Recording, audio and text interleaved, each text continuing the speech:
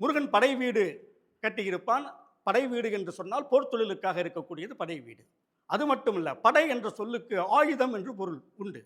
அறுபடை என்றால் ஆறு படை, ஆறு ஆயுதம். மற்றொரு பொருள் அறு என்றால் அறுத்தல் என்று சொல்லியிருக்கிறது. படை என்றால் ஆயுதம். முருகன் கையில் இருக்கக்கூடிய ஆயுதம் எது? சக்தி என்று சொல்லக்கூடிய வேல் ஆயுதம். அது பக்தர்களின் துன்பத்தை அறுக்கக்கூடியது, அறியாமையாகிய அஞ்ஞானத்தை அறுக்கக்கூடியது, அதே நேரத்தில் ஆறுதலையும் தரக்கூடியது. ஆகையால் அதற்கு அறுபடை என்று பெயர். இந்த திருமுருகாற்றுப்படை என்பதுதான் பக்தி இலக்கியங்களுக்கெல்லாமே முன்னோடி.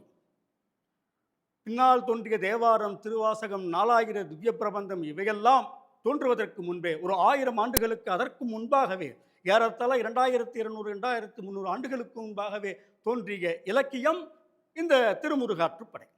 அது மட்டுமல்ல, பெரிய புராணத்துக்கும் கம்பராமாயணத்துக்கும் முன்னடி எடுத்து கொடுத்ததும் கூட இந்த திருமுருகாற்றுப்படைதான். எவ்வாறு?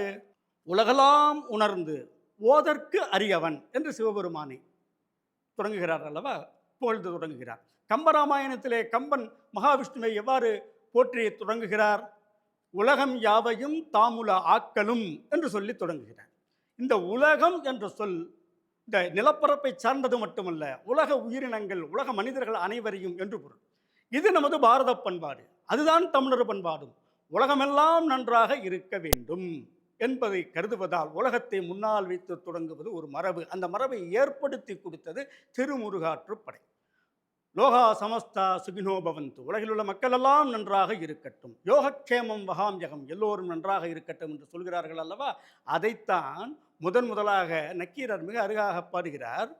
உலகம் உவப்ப வளன் ஏர்வு திரிதரு பலர்புகழ் ஞாயிறு கடல் கண்டாங்கு ஓ அறையுமைக்கும் சேன் விளங்கு அவிர் ஒளி உருணர் தாங்கிய மதன் உடை நோன்தால் சிறுநர் தேய்த்த செல் உரள் தட்டக்கை மறியில் கற்பின் வானுதல் கணவன்.